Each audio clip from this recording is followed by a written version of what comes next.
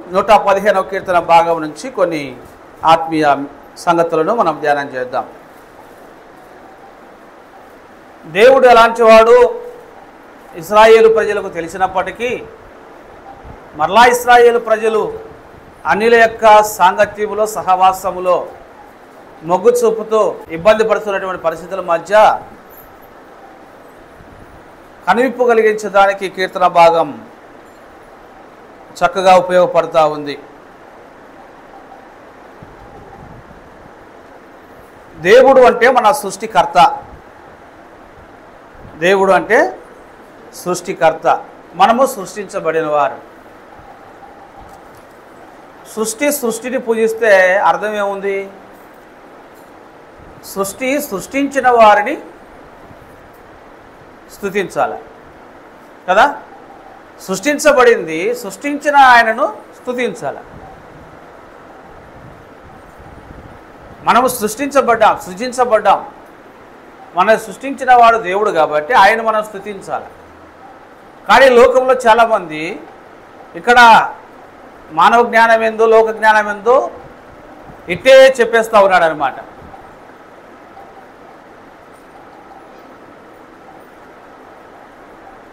మనుషులు ఏం చేశారంట, కొంతమంది దేవుని ఎరగక కొన్ని రూపాలు తయారు చేసుకున్నారు, విగ్రహాలు. అవి వెండివి కావచ్చు, బంగారువి కావచ్చు, మట్టివి కావచ్చు, ఏవైనా కావచ్చు.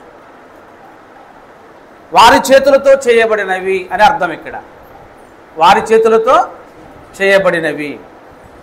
నీ చేతులతో చేయబడినవి నీకు ఎలా సహాయం చేయగలవు? నువ్వు చెప్పేవి అవి ఎలా వినగలుగుతాయి?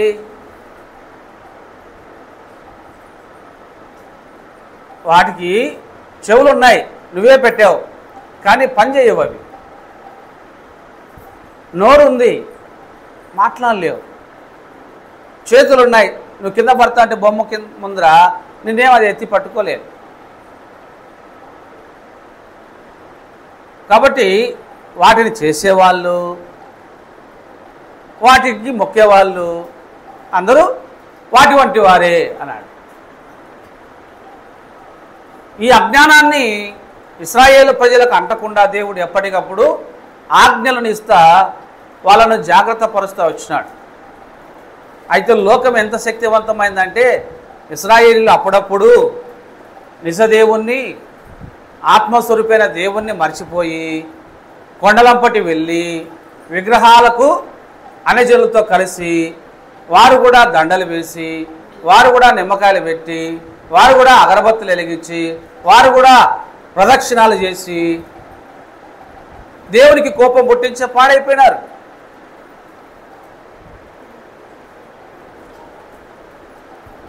దేవునికి మనకు ఆరాధన అనేది అనుసంధానం చేయబడింది. నువ్వు ఆరాధించు ఆత్మతో సత్యముతో, అది దేవుడు అంగీకరిస్తూ ఉన్నాడు. దేవుడు తిమోతి పత్రికలో చెప్తాడు కదా, జిహ్వా ఫలము అర్పించుదామంటాడు. జిహ్వా ఫలము దేవుడు దాన్ని అంగీకరిస్తాడు. నీ నోరు స్తుతిస్తే, నీ హృదయము ఆయన స్తుతిస్తే దేవుడు దాన్ని అంగీకరిస్తాడు. ఆయనకి ఏమేమో మనము మసాలాలు వేయాల్సిన అవసరంలే, ఆయన మనము మన దారిలోకి తెచ్చుకోవడానికి ప్రయత్నం చేయాల్సిన అవసరం లేదు. మనం ఉండాల్సిన రీతిలో ఉంటే ఆయన కరుణ మన పట్ల ఎప్పుడు చూపుతూనే ఉంటాడు.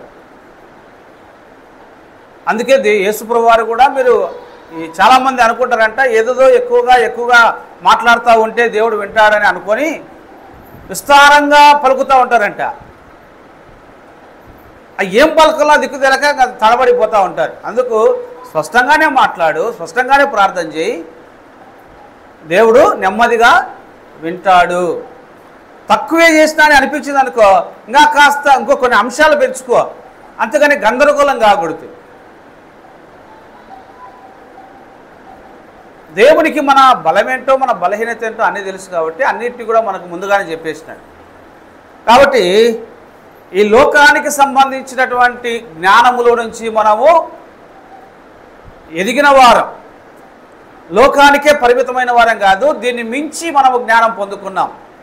అంతకుముందు మనం కూడా వాటికి సాగిలపడి ఉండవచ్చు, నమస్కరించి ఉండవచ్చు, పూజించి ఉండవచ్చు. అది ఒక అజ్ఞాన కాలం. దేవుడు దాన్ని ఏమన్నాడు? ఆ అజ్ఞాన కాలములను చూచి చూడనట్టుగా ఉండెను. ఇప్పుడు అలా కాదు. నువ్వు దేవుని తెలుసుకున్నావు, దేవుని ఎరిగినావు. ఎందుకో ఎన్నో ఒక చోట ఏదో ఒక మూలన మనకు ఆ పితృ పారంపర్యాచారం అంటారు దాన్ని. ఆ పారంపర్యాచారం అనేది ఒక కొసన ఉండనే ఉంటుంది. మనము పెళ్లి కార్డులు కొట్టించినాం అనుకోండి, ఆ కొసన ఆ పసుపు పూయకపోతే మనసుకు తృప్తిగా ఉండదు. నువ్వు ఎంతనా చూసుకోపో, ఒక్క రవ్వను అట్ట తగిలిచ్చి పంపించాం. కొత్త బండి తెచ్చుకునేవనుకో, టైర్ల కింద నిమ్మకాయ పెట్టండి, ముందుకు నడిపించేదేలే.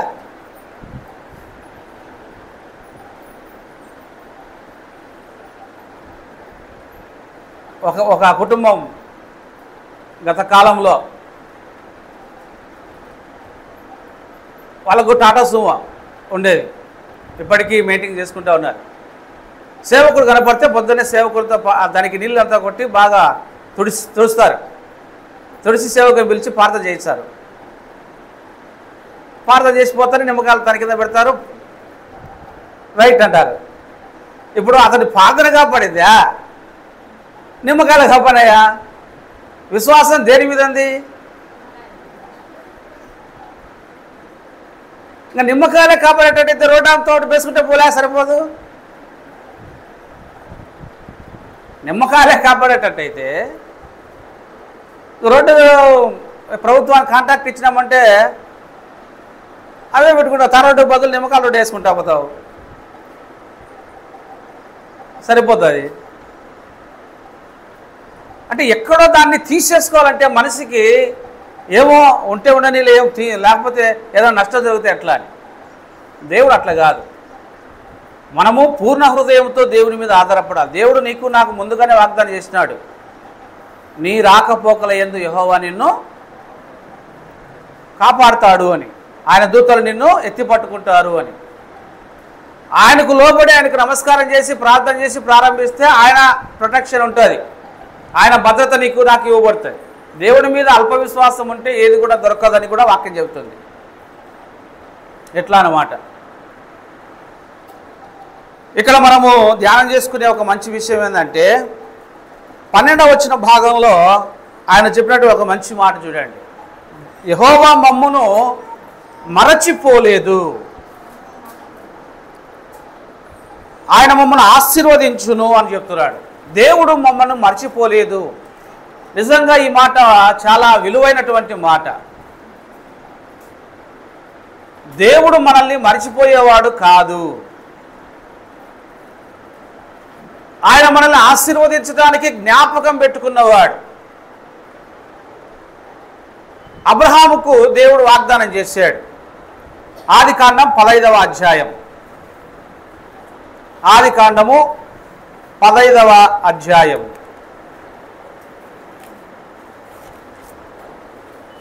అబ్రహాముతో దేవుడు మాట్లాడుతున్నాడు చూడండి. తనకు సంతానాన్ని ఇస్తారని, ఆ సంతానం ఎలా ఉంటారో అని చెబుతూ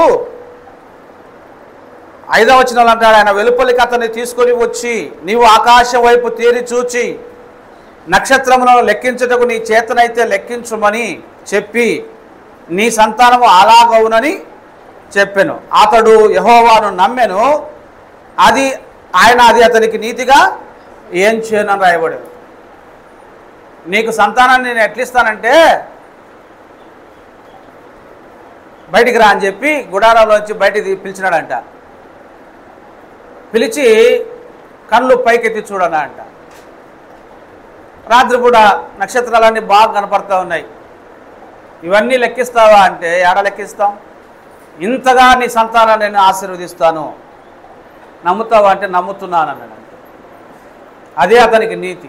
నమ్మాడు, దేవుడు చెప్పిన మాట నమ్మాడు, అది అతనికి నీతిగా ఎంచబడింది. ఇప్పుడు ఆ నీతిని ఈయన నెరవేర్చాల. ఆయన నెరవేర్చే దేవుడే. తర్వాత వెంటనే ఆయన 14వ వచనము ఏం చెప్తున్నాడు చూడండి. 13 నుంచి చదువుదాం. 13 నుంచి ఆయన దేవుడు మాట్లాడుతున్నాం మరలా, నీ సంతతి వారు తమది కాని పరదేశమందు నివసించి ఆ దేశపు వారికి దాసులుగా ఉంటారు. వారు 400 ఏళ్ళు వీరిని శ్రమ పెడతారు. వీరు ఎవరికి దాసులవుదురో ఆ జనానికి నేనే తీర్పు తీరుస్తాను ఆ రోజు 400 సంవత్సరాల తర్వాత అని. తర్వాత నీ సంతానం ఎట్లా వస్తారంటే మిక్కిలి ఆస్తితో బయలుదేరి వస్తారు. నీవు ఈలోపు నీ జీవిత ప్రయాణాన్ని కూడా ముగించి క్షేమంగానే వెళ్ళిపోతావు వృద్ధాప్యంలో అని చెప్తున్నాడు. మంచి వృద్ధాప్యంలో నువ్వు పాతి పెట్టబడతావు అని ఆయన మరణ సందేశం కూడా చెప్పేసినాడు. ఇది జరిగింది. ఈ తర్వాత ఆయనకు ఇస్సాకు, ఆ తర్వాత యాకోబు, ఆ తర్వాత ఆయనకు 12 మంది. వీళ్ళంతా ఐగుప్తుకు పోవడం, యోసేపును ముందుగానే అమ్మివేయడం, యోసేపు ఐగుప్తులో చేరడం, 7 సంవత్సరాలు కరువు వస్తుందని దర్శనం రావడం, ఫరోకు చెప్తే యోసేపు 7 ఏళ్ల పంటను ముందుగా సిద్ధపరచుకోవడం, ఆ తర్వాత కరువు దినాలు ప్రారంభం కావడం. ఈ కరువులో ఈ 75 యాకోబు కుటుంబీకులందరూ కూడా ఈ ఐగుప్తుకు, కనాను నుంచి ఐగుప్తుకు బయలుదేరి వెళ్ళటం.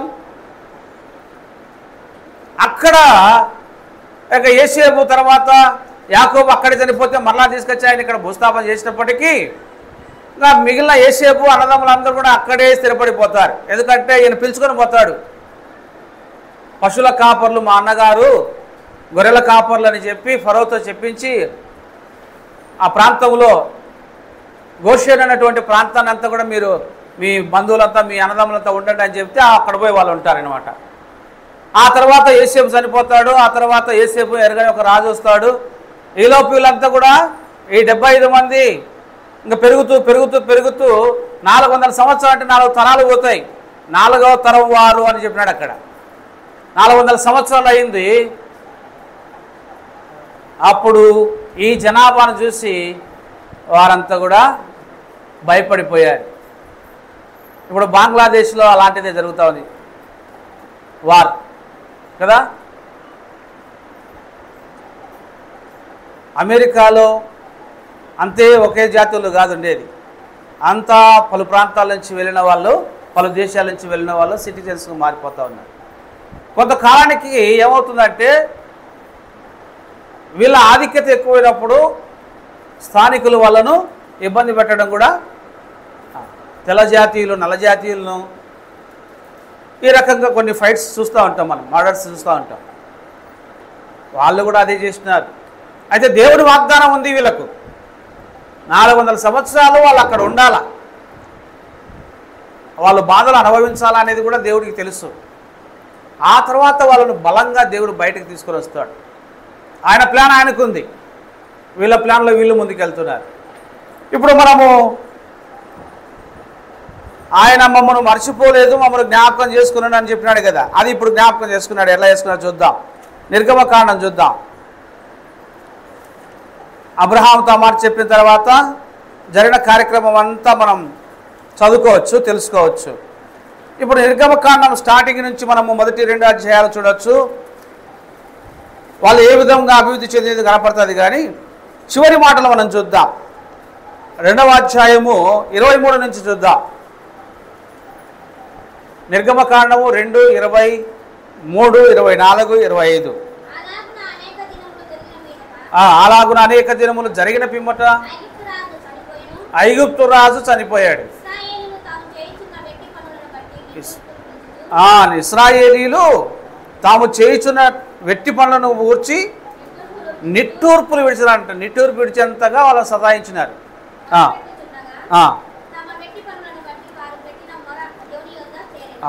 చూడండి, వారు పెట్టిన మొర దేవుని యొద్దకు చేరేను. కాగా 24 వచనం చెప్తున్నారు చూడండి. దేవుడు ఇప్పుడు ఏం చేశాడంటే వారి మూలుగును విని అబ్రహాము, ఇస్సాకు, యాకోబులతో తాను చేసిన నిబంధనను జ్ఞాపకము చేసుకొనెను. 3 తరాల తర్వాత 4వ తరము చాలా హింసింపబడతా ఉంది కదా. ఆ ప్రాంతంలో వారు వాళ్ళ చేత ఇటుక పనులు ఎలా చేయించేవారంటే 2 పని 3 పని ఎక్కువగా చేపిస్తూ వచ్చినారు. తర్వాత వాళ్లకు మగపిల్లలు ఉండకుండా చేయాలని, మగపిల్లలందరినీ కూడా చంపించాలని కూడా ప్రయత్నం చేసినారు. అప్పుడే మోసే జన్మించినాడు. అతని తల్లి 3 నెలలు అతన్ని కాపాడింది, దాచిపెట్టింది. ఆ తర్వాత ఇంకా కాపాడడం చేతగాడంలా అప్పుడు నదిలో వదిలిపెడతారు. అక్కన పంపిస్తారు, మిరియాము నువ్వు పోయి చూడమ్మా ఏమవుతుందో వీని పరిస్థితి అని. జంబు పెట్టి ఒకటి తయారు చేసి కదా నదిలో వేస్తే వెనకంబడి పోతూ ఉంటుంది మిరియాం. 3 నెలల బాలుడు అందులో ఉన్నాడు. ఫరో కుమార్తె స్నానానికి నదికి వచ్చి ఉంటుంది. చూడండి దేవుని ప్లాన్ ఎలా ఉంటుందో. ఏ ఫరో అయితే మగపిల్లలందరినీ, ఇశ్రాయేలు మగపిల్లలందరినీ చంపాలని చెప్పినాడో ఆ ఫరో ఇంటికి ఆ ఫరో కుమార్తె స్నానానికి వచ్చి ఉంటుంది. ఆ జంబు పెట్టె బాగా అందంగా అల్లిక చేసి ఉంటారు కాబట్టి ఏమిటి అది చెప్పి తీసుకురమ్మని చెప్పి చెలికత్తెలు చేత తెప్పించుకుంటే అది ఓపెన్ చేస్తే అక్కడ మగపిల్లాడు కనపడతాడు. మోసే సుందరుడట, చూస్తానే చాలా ముద్దుగా ఉన్నాడు, సుందరంగా ఉన్నాడు. అప్పుడు ఈ బిడ్డను నాకు బిడ్డగా నేను పెంచుకుంటాను, నాకు సంతానం లేదు కదా, దేవుడు నాకు ఈ బిడ్డను ఇచ్చినాడని ఆమె అతనికి మోసే అని పేరు పెడుతుంది. మోజెస్ అని, నీటి నుండి తీయబడిన వాడు అని. ఆయన అక్కడ పెరుగుతాడు, 40 ఏళ్ళు వస్తాయి. కన్నతల్లి ఎవరో ఇశ్రాయేలీలు ఎవరో ఆయనకు తెలిసిపోయింది. ఎందుకంటే ఈ తల్లి దగ్గరనే పెంచేటట్టుగా ఆర్డర్ వేసింది ఈమె. వెనకబడి వచ్చిన మిరియాము అదంతా గమనిస్తూ ఉంటుందా. ఇప్పుడు ఈ బిడ్డను నా కోసం పెంచేదానికి ఒక దాది కావాలా, పాలిచ్చి పెంచేదానికంటే అమ్మ నాకు తెలిసిన ఒక ఆమె ఉంది ఆయన అప్పగిస్తా అంటే సరే అప్ప చెప్తే మళ్ళా అమ్మ దగ్గరికి తీసుకొచ్చి అప్పగిస్తుంది. అంటే ఆ బిడ్డకు కావాల్సినటువంటి ఆహారం అంతా కూడా, ఆ ఖర్చులన్నీ కూడా రాణి ఇంటి నుంచి ఫరో ఇంటి నుండే తేబడతాయి. చూడండి దేవుడు. ఆ తర్వాత జ్ఞానం వచ్చిన తర్వాత ఫరో కుమార్తె యొక్క కుమారుడు అని అనిపించుకునే దానికి, వారసుని చేసేదానికి ఆమె పిలిపిస్తే అప్పుడు వద్దంటాడు ఆయన. దేవుడు ఆయన్ను సృష్టించాడు, ఆయనకు జీవితం ఇచ్చినాడు, దేవుని పని కోసమని ఆయన ప్లాన్ ప్రకారంగా నడిపించుకుంటూ వచ్చినాడు. ఆయన నడిపింపులో జరిగినటువంటి కార్యం అంతా మనకు బాగా తెలుసు. ఇప్పుడు దేవుడు జ్ఞాపకము చేసుకొనెను. కాగా దేవుడు వారి మూలుగును విని అబ్రహాము, ఇస్సాకు, యాకోబులతో తాను చేసిన నిబంధనను జ్ఞాపకము చేసుకొనెను. దేవుడు నీకు ఎప్పుడైనా నీకు మాట ఇస్తే దాని ఆ మాట ప్రకారముగా చేసేవాడు ఆయన. యెహోవా మమ్మను మర్చిపోలేదు, ఆయన మమ్మను ఆశీర్వదించును. జ్ఞాపకం చేసుకునేవాడు. ఆశీర్వదించడానికి ఆయనకు మనస్సు ఎప్పుడు కూడా సంసిద్ధంగానే ఉంటాయి. ఈ ప్రజలందరినీ కూడా బయటికి తీసుకొని రావడానికి మోసేని ఇప్పుడు తర్ఫీ చేసి పంపిస్తాడు. ఇంకా మోసే ఏమో భయపడిపోతూ ఉంటాడు. దేవుడు ఆయన మళ్ళా సిద్ధపరిచి పంపిస్తాడు. ఇంకా దేవుడు కొన్ని గుర్తుపెట్టుకున్నాడు. తిరుగుబాటు చేసిన వాళ్ళని కూడా గుర్తుపెట్టుకుంటాడు, అవిధేయత చూపిన వారిని కూడా గుర్తుపెట్టుకుంటాడు, ఎదురాడిన వారిని కూడా గుర్తుపెట్టుకుంటాడు. వాళ్లకు తగినటువంటి శిక్షను ఇస్తా వస్తాడు. అయితే మనల్ని జ్ఞాపకం చేసుకున్నాడు. మన యందు కూడా ఆయన జాలిపడ్డాడని వాక్యం చెబుతుంది. ఆయన మనల్ని మర్చిపోలే, నిజంగా మనల్ని మర్చిపోలేదు కాబట్టే కొన్ని తరముల వారిని, మన అబ్బబ్బ వారిని అందరినీ కూడా కాపాడుతూ వచ్చినాడు. మనకు పుట్టుకనిచ్చినాడు. ఎందుకు? మనము రక్షణ పొందాలని, మనము క్రీస్తునందు నూతనపరచబడాలని దేవుడు ముందుగా నిర్ణయించుకున్నాడంట కదా. జగత్తు పునాది వేయబడక మునిపే క్రీస్తులో ఆయన మనల్ని ఏర్పరచుకొనెను అంటే ఎంత జ్ఞాపకం పెట్టుకున్నాడు చూడండి దేవుడు. అబ్రహాం విషయంలో 4వ తరానికి జ్ఞాపకం పెట్టుకున్నాడు. మన విషయము రోమా పత్రిక, ఎఫెసీ పత్రిక 1వ అధ్యాయాలలో ఏం చెప్తుంది వాక్యం? మన విషయమై చూద్దాం. ఇప్పుడు అక్కడ మనము అబ్రహాం విషయము, ఆయన చేసిన వాగ్దాన విషయము చూసినాం. మరి మనం కూడా ఎట్లా? మనం భారతదేశంలో ఉన్నాం కాబట్టి, లేకపోతే ఇంకొక దేశంలో ఉన్నాం కాబట్టి మనం ఏమన్నా దూరస్తులమా? దూరస్తులమే కానీ దేవుడి సంకల్పంలో ఉన్న వాళ్ళమే మనం. మన గురించి కూడా దేవుడు ఆలోచించాడని వాక్యం చెబుతుంది. ఎఫెసీ పత్రికలో చూద్దాం ఆ మాటను. ఎఫెసీలకు రాసిన పత్రిక దేవుని యొక్క సంకల్పం ఎంత గొప్పదో చెప్తున్నాడు అక్కడ. 1వ అధ్యాయంలో చూడండి, బాగా వినండి. ఆయన మమ్మల్ని ఆశీర్వదించారని చెప్పిన మాట మనకు కూడా ఆశీర్వాదం ఎట్లిచ్చినట్టు దేవుడు చెప్తున్నాడు. 3వ వచనం నుంచి చదువుదాం. మన ప్రభు అయిన యేసుక్రీస్తు యొక్క తండ్రి యగు దేవుడు స్తుతింపబడును గాక. ఆయన క్రీస్తునందు పరలోక విషయములలో ఆత్మ సంబంధమైన ప్రతి ఆశీర్వాదమును మనకు అనుగ్రహించాడు. మనం కూడా ఆశీర్వదించబడ్డా అంటే విశ్వాసానికి లోనైన వారు, బాప్తిసం పొందిన వారి గురించి, సంఘంలో ఉన్నవారి గురించి చెప్తున్నాడు. ఎట్లనగా తన ప్రియుని యందు మోసే ద్వారా ఇశ్రాయేలీయులను వెలుపలికి తెచ్చినట్లుగా, ఆశీర్వదించినట్లుగా యేసుక్రీస్తు ద్వారా మనకి ఎట్లాంటి రక్షణ ఇచ్చాడో చెప్తున్నాడు. తన ప్రియుని యందు తాను ఉచితముగా మనకు అనుగ్రహించిన తన కృపా మహిమకు కీర్తి కలుగునట్లు తన చిత్త ప్రకారమైన దయా సంకల్పము చొప్పున యేసుక్రీస్తు ద్వారా తనకు కుమారులనుగా స్వీకరించుటకై మనలను ముందుగా తన కోసము నిర్ణయించుకొని మనము తన ఎదుట పరిశుద్ధులమును నిర్దోషులమునై ఉండవలనని జగత్తు పునాది వేయబడక మునిపే ప్రేమ చేత ఆయన క్రీస్తులో మనలను ఏర్పరచుకొనెను. యేసుక్రీస్తులో మనలందరినీ కూడా ఎప్పుడో జగత్తు పునాది వేయబడక మునిపే ఏర్పరచుకున్నాడట. అంటే ఎప్పుడు పుట్టిన మనమందరం? ఇప్పుడు పుట్టేటోళ్ళం కాదు మనమందరం కూడా. ఎప్పుడు పుట్టినామంట? జగత్తు పునాది వేయబడక ముందే నిన్ను నన్ను యేసుక్రీస్తులో ఏర్పాటు చేసుకున్నాడంట. అప్పుడే ఆయన మనల్ని చూస్తున్నాడు. దేవదానం అంటే ఎట్లుంటాడు?